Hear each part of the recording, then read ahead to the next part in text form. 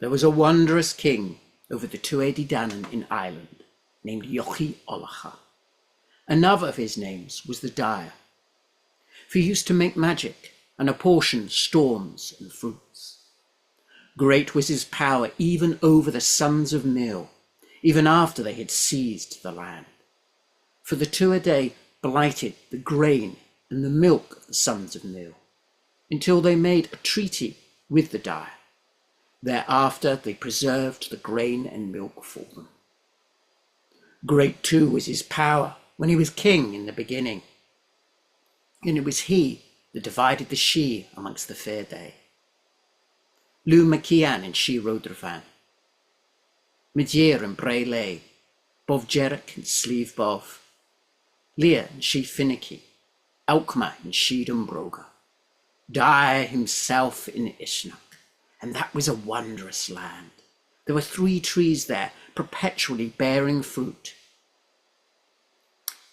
and an ever-living pig on the hoof, and a cooked pig, and a vessel with the most excellent liqueur, and none of this would grow the less. Behold the Shi before your eyes. It is manifest to you that it is a king's mansion, built by the firm Dyer himself, a wonder, a court, an admirable hill. Furthermore, the noble monarch, Ma'ananan MacLear, came to counsel and advised the Tuatha. Their dwellings in the plains and hills of Era became mansions in the manner of the people of Tirtongiri, the land of promise, and fair Ivan Avalok, the Isle of Apples. He gifted to them the Fifiaya, the fairies' mist, the Flav-Givenan, Goivnu's feast, and Ma'anan's swine. This meant that the princes could not be seen through the Fifiaya. The monarchs escaped age and decay through the Flav-Givenan. And Ma'anan's swine could be killed by the warriors, but come alive again. The nobles conceded to Ma'ananan that when they took possession of their dwellings, that he should be over the feast of every lord and the wedding of every mansion. Ma'ananan said to Angus, I am chief of your kings, senior of your hosts, shining light of your battalions, lord of your champions. I am your tutor in valor, in feats of arms, in magic. I am the foster son to the Dyer.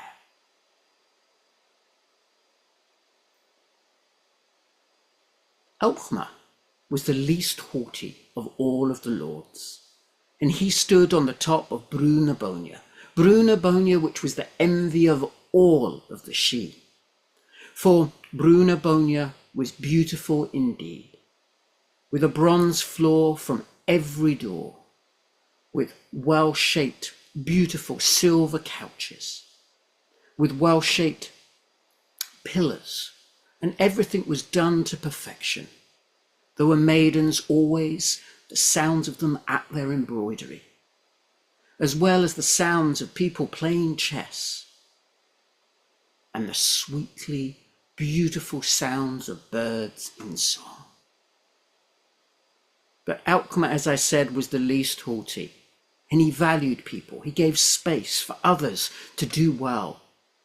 He stood on top of the brew with a white forked hazel in his hand. He was a Dree, a man of power, but he held his power to himself and encouraged others to do well in all that was happening around him. But he'd had a lot of loss. He had not become the lord of the Shi of Brunabonia simply by just doing what others thought he should do. He lost his dear lover, Boann. She became the river and gave fertility to the lands of Meath by becoming the River Boyne.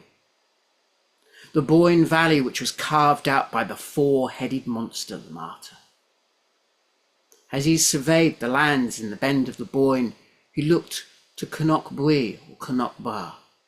This was the place of the rites of the undying hag, her that takes all into her brace to give rebirth, the Cailleach Bui. But here also was loss, for here Elcmar had lost his daughter Inclech, and Angus lamented her for many a long day. Medea was the one that took her, but he also lamented all of the young people that had died in a plague, for there were cremations all of young people all around the boy. And so it was. He looked further till where he could see Connaught, the hill of darkness. And this palace had been given a prophecy that it would never grow taller than what it was. And many eons after this tale, during the potato famine of Ireland, people tried to excavate the dwelling, and it collapsed further, making sure that prophecy would always stand strong. It came about because the High King of Ireland, Presil Bodibad, decided to build it so he could reach heaven, a familiar tale such as the Tower of Babel. And so he asked his sister, who had great and powerful magic at her hands, if she could make the sun stand still, just as it does at Brunabonia on the winter solstice. And she did just this, so he could build as quickly as he could in one day and in one night. The king got above himself. His ego grew great, and he took her. He took her into his bed, and so therefore it eclipsed the sun, and the magic would not work anymore. Elcmar stood there, thinking of Boann, thinking of Inclech, thinking of Medea, thinking of all the losses that he had to withstand, and still he stood with integrity, with kindness, and ruled with gentleness. On this day, he knew that Ma'ananan Mac Lir would be coming to his brew. For this was the tradition. He would come to the different brews, and they would give him a great and grand feast. And so he told his people to go to the cataracts, to the ravines, to the river mouths, to find fish, fowl, and venison for a great feast. When the people arrived, he made sure that they sat in just the right place, so the right conversation was held, so that people got on well, and there were great celebrations. There was the lampooner, there was the bard, there was the juggler, there was the fool, there was all of the joys you could imagine, and the champions gathered together and games were held outside. For 3 days and for 3 nights there was great jollity. But at the end of that there weren't many people standing, and the only people who had a consciousness of such were Ma'ananan and Angus, and they sat in the brew on their own and talked about things. Ma'ananan said to Angus, "Do you know about this new god that has come to our shores?"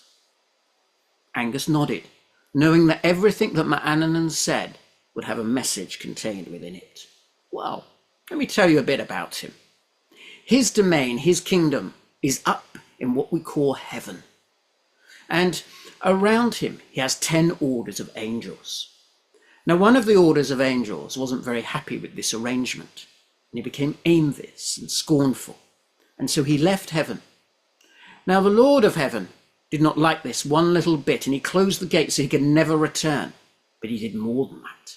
He turned this 10th order into the demons of the land, and he sent them down to the dark abyss, into the fiery realms of what we now know of as hell. And then he fashioned human beings. Some human beings work in the brew today, do they not? He said to Angus, and Angus nodded. Indeed. And he said that if these humans did as he told them, they would end up going to heaven in his eternal, beautiful kingdom.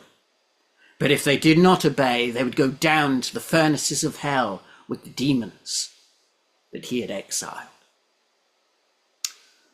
Ma'anan made it very clear, we are not of that race. We are separate from that. And the humans that come into our brew into Arshi are also exempt from that too.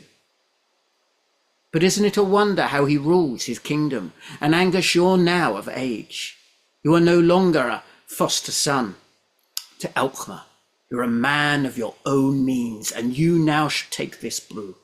You shall sell to Elcmar. By luck and prosperity you will say to him that he must leave, and he must never return until heaven and earth, Oam and Pillar, earth and sea are blent together, and you shall take on the power of this brew. Angus looked at him. Angus was someone that felt with his heart. He was a lover, although he was a ferocious warrior too. And he said, but I can't do this. What about the integrity of fostering? It will never be the same again. The foster parent and their offspring would never trust again. Annan said, stop with this. Your power is most important. Your power over the people and your sovereignty over your own lands and mansion is what counts, nothing else. And Angus, admonished, said, okay. And so at the allotted time he called over to Elcmar, and he told him, you must leave the brew. This is my command, and you will not return until heaven and earth, till Oam and Pillar, till earth and sea are blent together. Elcmar was hurt by this. All of the losses he had had, and his foster son was now telling him basically he had to leave everything he knew, his own home, his own brew. But he did not let this affect his integrity, his kindness, his gentleness.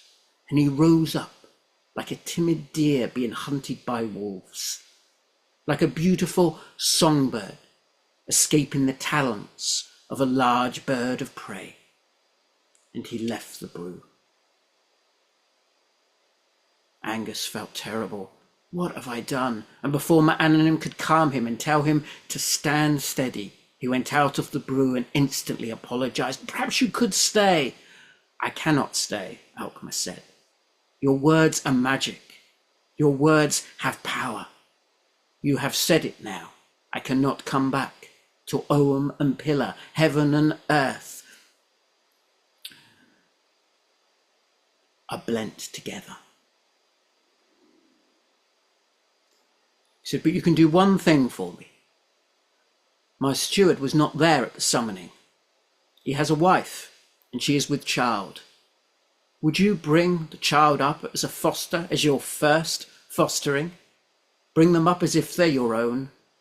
Angus said, of course I will. And I will stay loyal to you and the integrity and the kindness and the gentleness you show to the world.